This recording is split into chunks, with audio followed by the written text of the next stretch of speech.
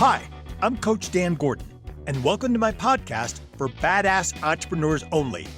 If you're an entrepreneur who loves hitting it hard, growing your business, and learning from billionaires how to succeed, then you are clearly badass and you are going to love my show. But if you just want to take life slow and easy, you aren't badass, don't even bother listening.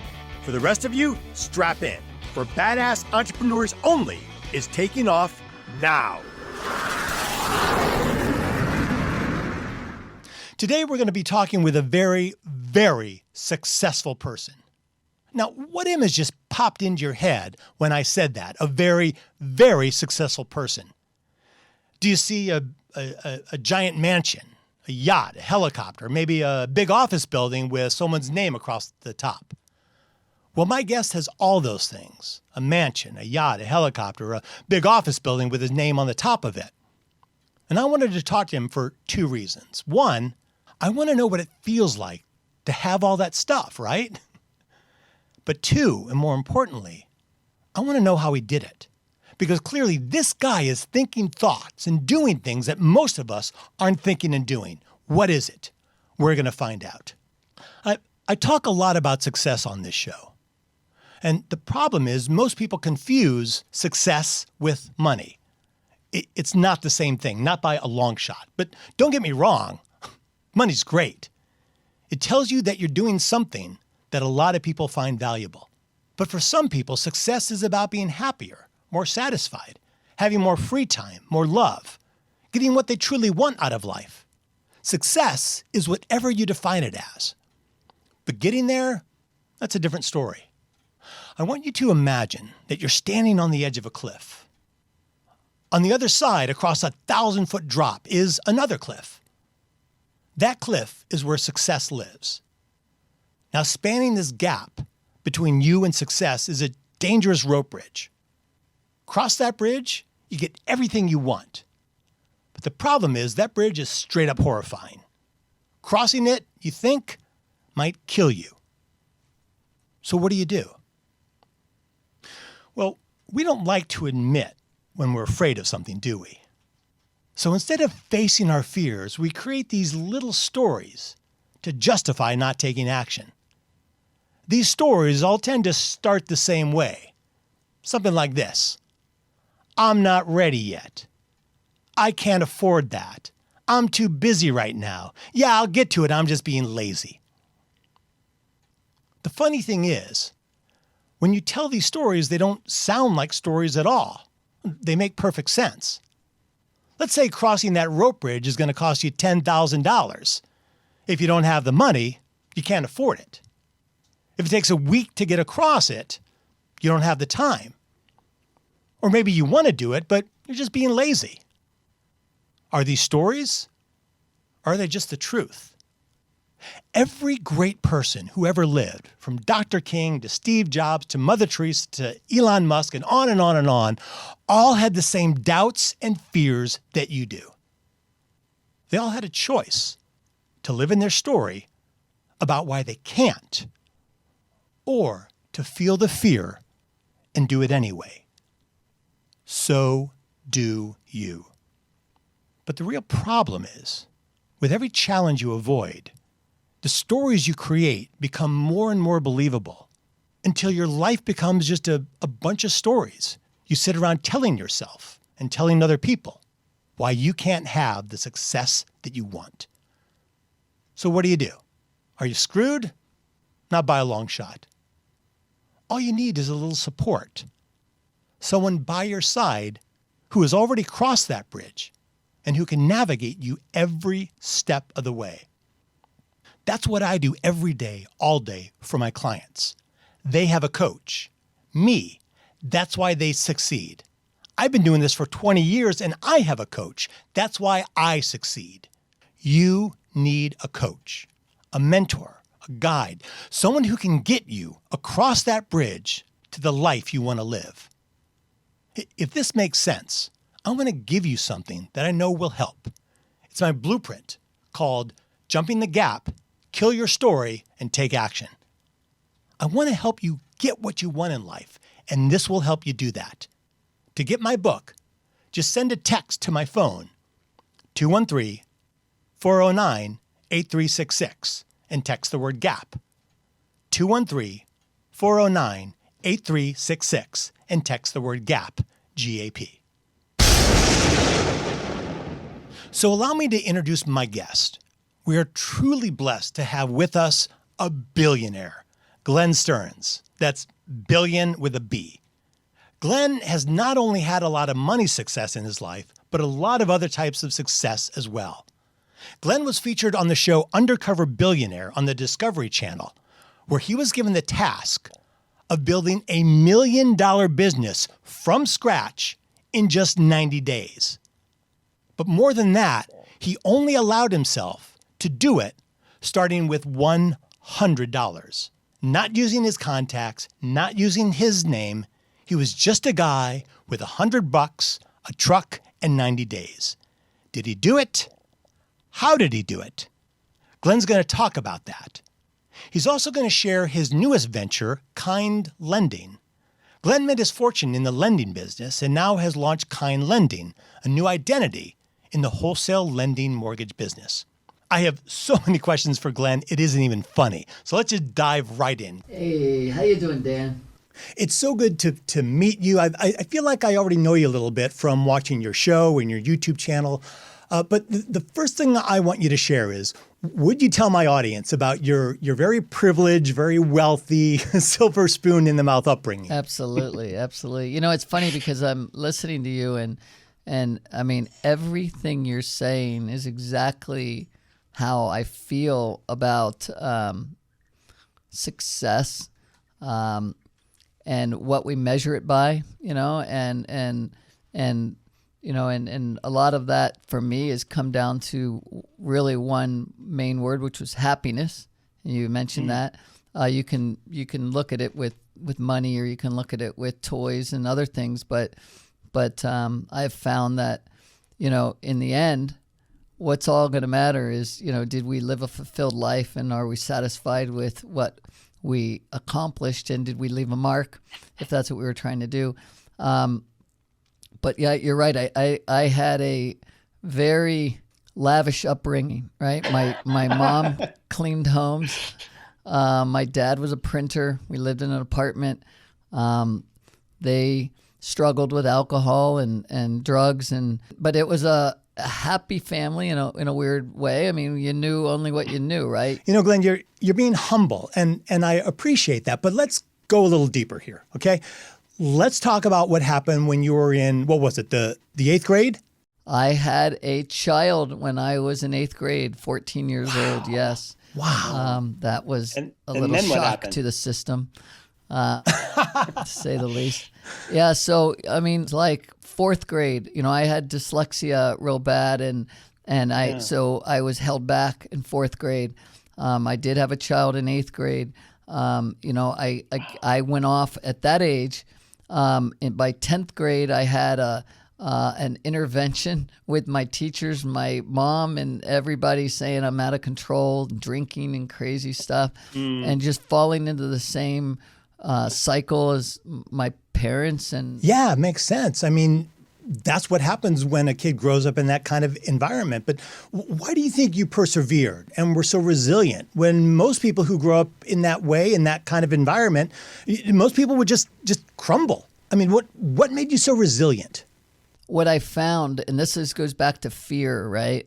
When I was in 8th grade and I had what was going to be the worst thing in my life became a beautiful young daughter that became the best thing in my life.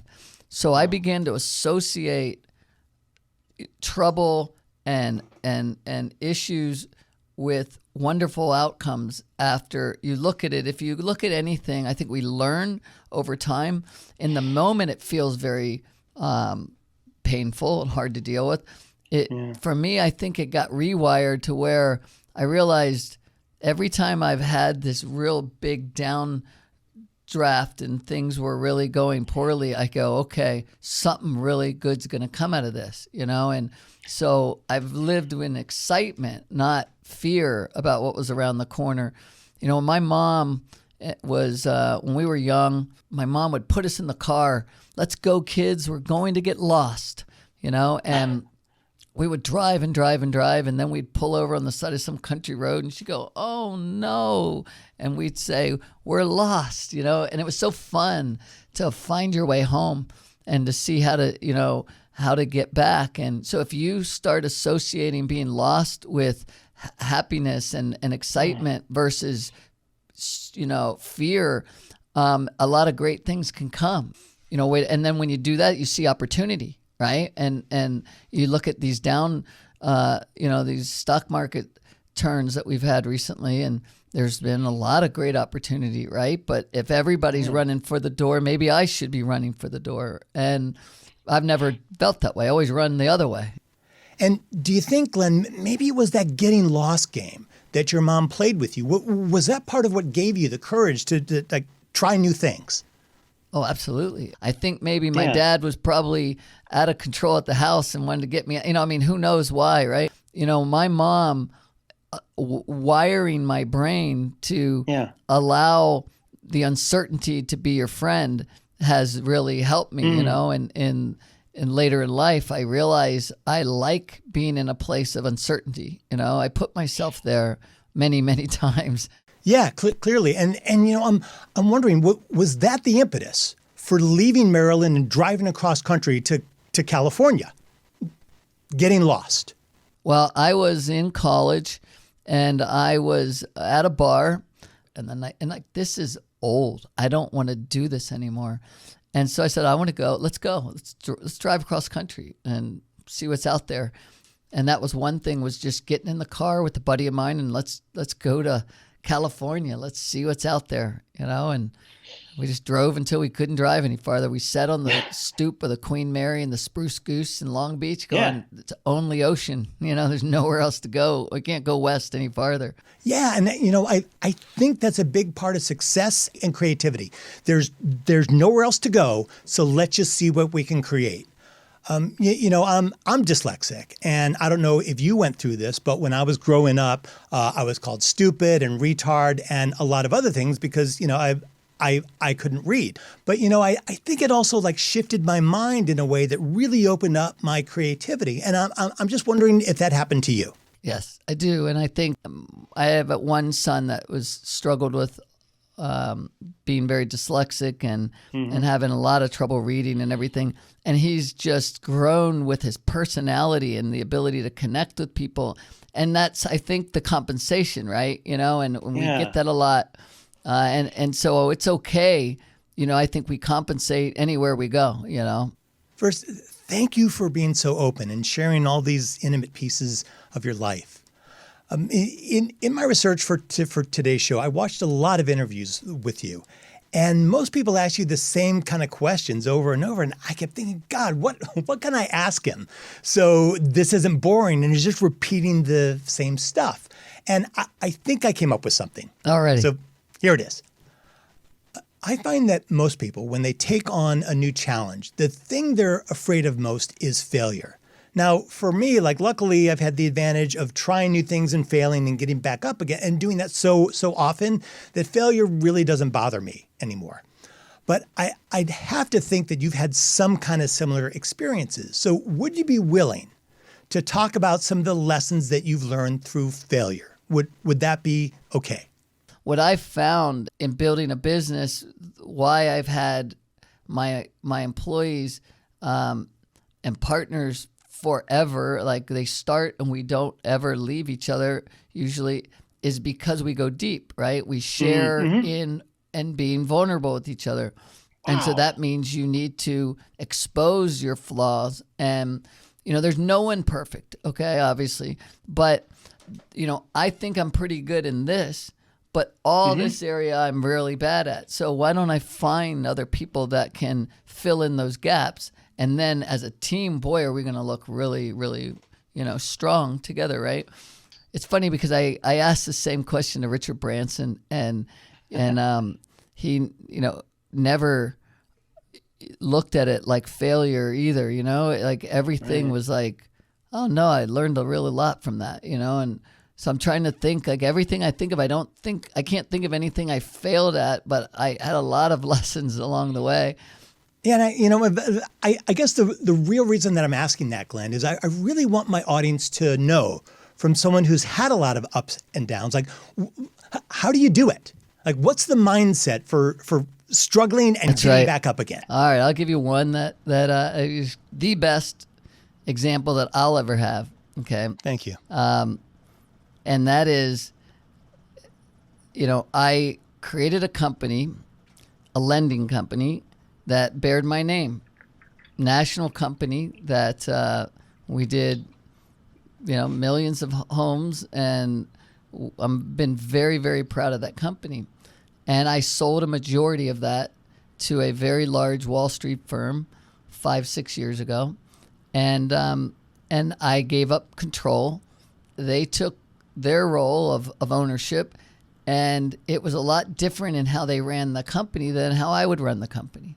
And I ran more with a heart, right? I went to the weddings. I went to the bar mitzvahs. I went to the funerals. I went to a lot of things that shared in these families' lives. And I cared deeply. Right when the show was starting that I did, the Undercover Billionaire show, which the day they announced that show is the day that the company that I had previously owned declared bankruptcy. Okay, so same ironic, day. And that's your name, right? My name. So here is the Wall Street Journal calling me, going, "Wait, are you the Undercover Billionaire, or are you bankrupt?" But the heart of the company was what mattered to me, and it got kind of clobbered, right? And it was not what it used to be, and it was very difficult. That's so painful. It's like you built this beautiful sailing ship by hand, and you sold it to someone, and they turned it into a party boat and sank it. The minute it happened, though, now this goes right to the point you're trying to make. How do we handle things when we get slapped in the face a little bit and we're down? So now I'm sitting here, and I'm a little upset about it, but within 15 minutes, literally same day, 15 minutes of the call, I said, wow, now I can compete. Now I can go out and do this again. So not only did I move my family the next week from Jackson Hole, Wyoming, where we were there living a very nice cush life, but I went back into Southern California, moved back into my old neighborhood, and they went through their bankruptcy and came out on the other side debt-free, and off they run, and they're fine. But now I don't have any ownership, right? They clean the slate, and I'm out. Well, I went back into the exact same building that was our corporate office, into the exact same top floor, and I leased the whole thing back out. I went back into my old office, and as we speak, we're building the sign. So the old sign is coming down and the new sign is going up, and I'm going to go do it again. And I have never had more fun than I am right now, ever. That's amazing. First, thank you again. Like, what a cool story. So you mentioned Undercover Billionaire, and I've got to get to it. I'll be honest, I was not expecting to love this show, but I've been telling everybody, you have got to see Undercover Billionaire on the Discovery Channel. It's amazing. So let me paint the picture for my audience. They drop you in this little town in Pennsylvania. You only have $100 and a crappy old truck, and you have just 90 days to build $1 million business. So when you get in that truck and you drive away from your private jet and your entire life, what was the first thing you thought of to start building your $1 million business? Well, I'll take you back for a second, which was that, I did a show maybe 15 years ago with my wife. It was called Real Gilligan's Island, and I won the whole thing. And then for the last 10, 12 years, people keep coming, say, hey, we got a great idea for a show. And I would either go, I like that, or that doesn't sound like a great idea for me to do. But then I'd always end up going, but I have a show for you. I said, you could strip me of everything I have, and take me down to where I don't know a soul, and I will start over again, and I bet you I could redo it. And I'd always say that, and then Discovery calls me back after years of saying that and said, hey, if you want to put your money where your mouth is, we'll do it. And so that first minute when I land and I'm out there and they give me the $100, my first thought was, what in the world was I thinking? Like, I don't have a plan past, getting off this plane and into this old beat up truck. What am I going to do? And I found, again, we talk about fear and you talk about being lost. I found like I don't know it at the time. At the time, I'm miserable. At the time, I want to run. I want to hide. I want to dig myself into a hole and not come out always. But I realized I am right here where I've always said I want to be, which is fearful, and I'm not going to pull myself out of this one. What was I thinking? And I go, I be careful what you wish for, because now it's here, And I just jumped in that truck and said, well, I got to go find, food and shelter. That's my first things. How am I going to be able to pay for the next 3 months? Oh, so you weren't thinking, oh, crap, how am I going to build this $1 million business? You were just looking at food and shelter, right? So you were able to to compartmentalize down to your immediate needs. Do I have that right? Absolutely. And I found, I've talked to a lot of people that I found fascinating in my life. And one of them was a gentleman that they did a movie about him called Touching the Void, where he was a rock climber. He and another guy, he broke his leg, and they cut the rope, and he fell into a crevasse, and he climbed for 3 days, and he says, I just wanted to get to that rock. And if I could get to that rock, then I'll figure out what to do next. And so my first thought was just get enough money so that I can put aside all my worry about, just survival. And once I get past survival, I'll think about thriving and go to the next level. Yeah. And then that takes away that. And that was the hardest part of the whole adventure for me. Yeah. Was, people living hand to mouth. It's the real deal. It's hard. I went into some shelters and some places and helped. And I saw that. Yeah. it was very difficult, Yeah, but Glenn, I have to understand this. How do you do that? How do you put aside all of your worries and all of your thoughts about okay, this thing I'm trying to do, it's on a TV show. And if I fail at it, everyone's going to know.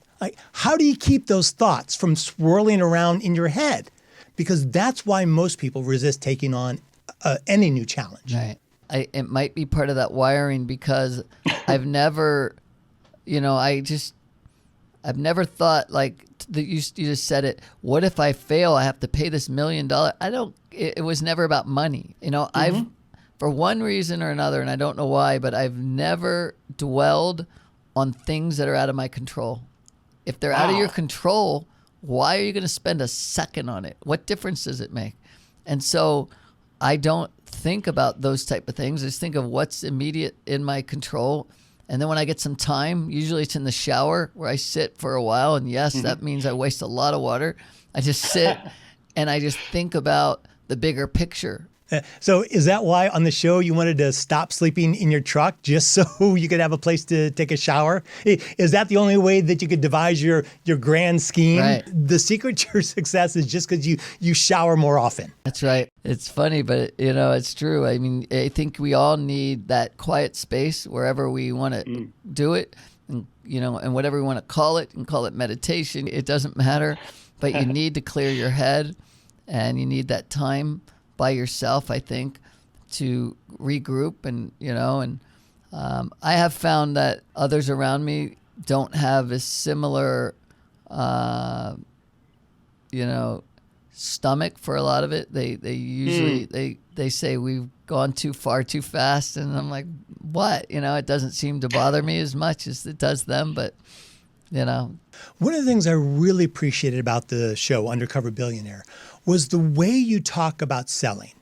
And the majority of the coaching that I do, I focus on sales because I found that wherever you're struggling in life, it shows up in a sale. Yes. Right. So if you're struggling with feeling confident, it shows up in a sale. Right. If you're struggling with believing in your product, it shows up in a sale. Right. But what is it you think that makes you such a good salesperson?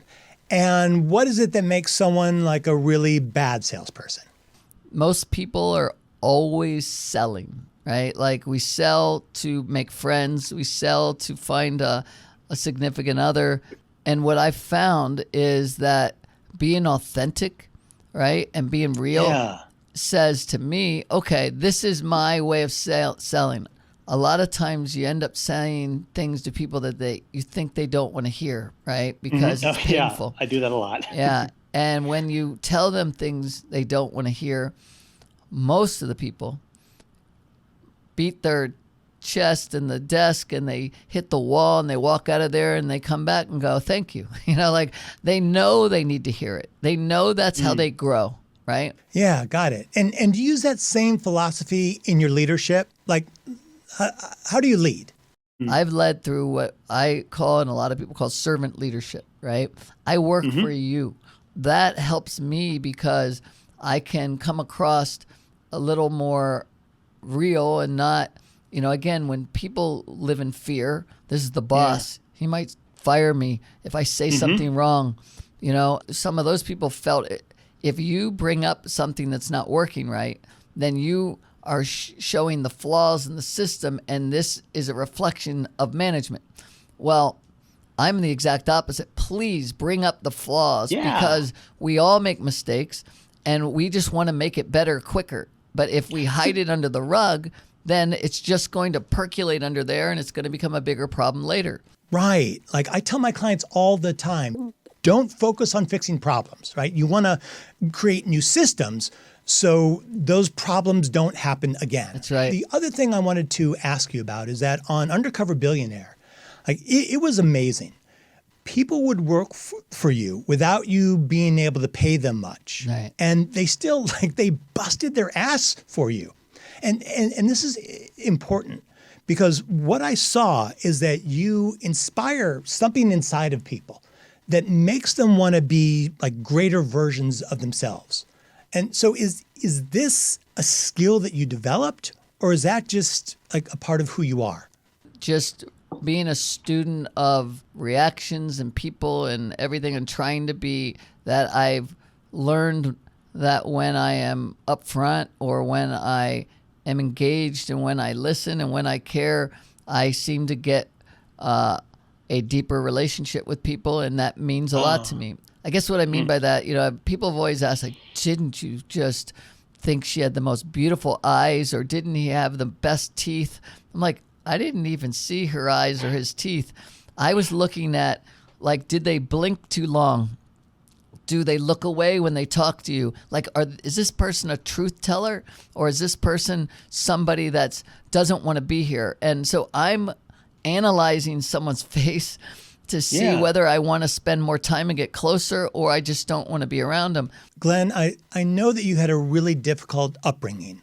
I also know that kids who grew up in a home with a lot of chaos, they develop this kind of superpower, right? They become excellent at reading people. Because they have to be able to look in their parents' faces and immediately assess what kind of day they're going to have. Do you think you had to read your parents or your father to know if this was going to be like a blow-up day or if this was going to be a calm day? Yeah, I never thought of it that way. I don't know. But when I graduated high school, my mom left him, and that was the day he stopped drinking and drugging, and and the world changed for him, and he's become an amazing, amazing man. That's really beautiful, Glenn. I mean, so few people can really turn their lives around like that. Would you be willing to tell us a little bit about the scholarship program that you work with? So I'm part of a group called Horatio Alger, and what we do is we give scholarships to kids that have gone through severe adversity. I just love these kids because they have gone through things you would never, ever wish on anyone, and yet they've decided to be the victor, right, instead of the victim. And I often, scratch my head, and so do a lot of the other members. Like, what made them take the right when their brothers and sisters took the left? They're dead in jail, whatever. Right. And and that secret, I think we're still trying to understand. And why do people with severe adversity either rise above everything or fall and become part of the system, And So why did you? Do you know? I don't. I had a couple mentors. You talked about mentors either early on. Who were your mentors? Yeah. When I was young and I was a roller skater in 1978 when skating was in, there was this one gentleman that was literally the manager of the roller rink. And he just said to me one day, he just says, you're going to be a leader one day. I can see how you act, Glenn. And I just went, oh, Ronnie, stop. Don't say that, And I was embarrassed, but I thought in the back of my mind, I go, wonder why I said that. And I really liked that. And so these little seeds, and what I found, and I do it purposefully a lot with young people, is say, wow, do you have some leadership skills, or little things to plant seeds in their mind. And you never know what's, if it's going to germinate and what's going to take hold. But for me, literally probably 2 times from grade school and through college did this happen. Not a lot. God, yeah, that just goes to show you what a difference we can make in other people's lives. The little offhanded comment that a roller rink manager said to you had such a big impact on your life. Getting back to Undercover Billionaire, during the show, you dropped all these little pearls of wisdom, and I'd write them down. I started calling them Glennisms. And not to embarrass you, but I got to share just a few of them with my audience right now. All right, guys, check these out. No job is beneath you. Working hard at a job, any job, builds confidence. People miss out on a lot of opportunities when they panic and quit too early. Find your buyer first. Most people do it wrong. They create a product and then they go looking for someone to sell it to. I've been successful because I've surrounded myself with people smarter than I am. But there was one of these in particular that I really liked a lot. You said, every minute I'm focused on survival is a minute I'm not focused on the business. And that's easy to say, but when you're living in it, when you're someone who's living in survival, how do you get out of the survival mentality so you can focus on climbing higher? Right. That's exactly what I was saying earlier, is that I knew I had to just focus on that one mark of putting survival in the rearview mirror and then focusing on thriving. And that was the hardest part. There's a lot of people out there that just keep working just enough to pay, for their food and hopefully their electric bill. And what would you suggest that they do? Someone who's trapped in survival, what would you suggest for getting them out of that mindset? Yeah. Well, I think there's a lot of the problem comes when we live in the fear, we live in the denial, we live in the fact that we're never going to get this, figured out.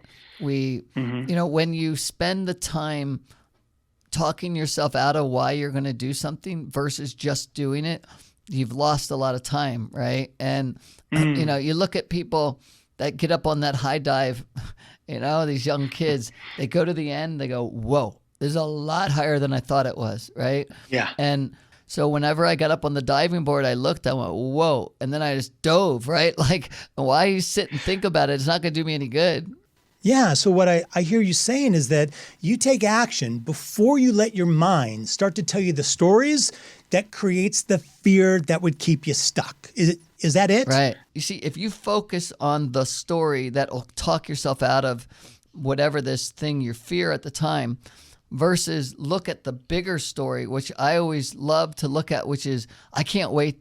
When I get finished with this, I'm going to be talking to my friends about what we just did, right? And so I find the story of the success and the story of what could be much more interesting to me than that moment. So you got to look at the bigger picture. And, and when I've been in the middle of the crapper and I've been down in the bottom, then I always go, this is going to make the best part of the story, right? And so you gotta turn it in your head. And if you don't, then you're going to sit there going, I can't get out of this hole. There's, versus, boy, this is going to be the best part, and that's just what you have to trick your mind. And Glenn, that's terrific advice, because you're not getting rid of the story. You're reframing the story and telling yourself a better outcome. Now, I'm going to ask you one more question, and I think this is really important, right? If you were going to build a mindset of success from the ground up, what would be the foundation of that mindset? Like, what would you put into it?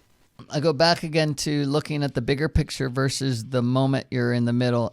I told my wife, I would love to be on a bench with you when we're 85, 90 years old. We're all wrinkled and we're just sitting on this bench, and our grandkids, our great grandkids, they come running up to us, and we're on this hill looking out over the water.